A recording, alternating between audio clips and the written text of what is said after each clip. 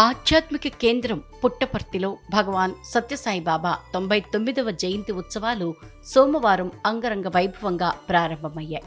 ప్రశాంతి నిలయంలో వారం రోజుల పాటు ఈ ఉత్సవాలు జరుగుతాయి. సోమవారం ఉదయం వేణుగోపాలస్వామి రథోత్సవంతో వేడుకలు ప్రారంభమయ్యాయి. వేణుగోపాలస్వామి రథానికి ప్రత్యేక పూజలు చేసి వేడుకలను ప్రారంభించారు మాజీ మంత్రి పల్లె రఘునాథరెడ్డి. అనంతరం పురవీధుల గుండా రథం ముందుకు సాగింది.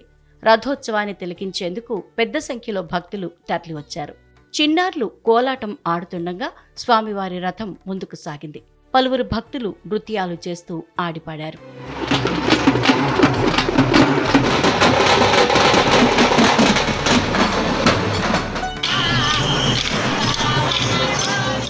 ప్రశాంతి నిలయంలో సామూహిక సత్యనారాయణ స్వామి వ్రతాలు నిర్వహించారు.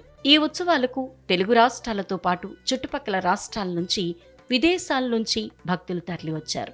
19న మహిళా దినోత్సవం, 20, 21 తేదీల్లో ఆధ్యాత్మిక సాంస్కృతిక కార్యక్రమాలు, 22న Sathya Sai deemed to be university 43వ స్నాతకోత్సవాన్ని నిర్వహించనున్నారు.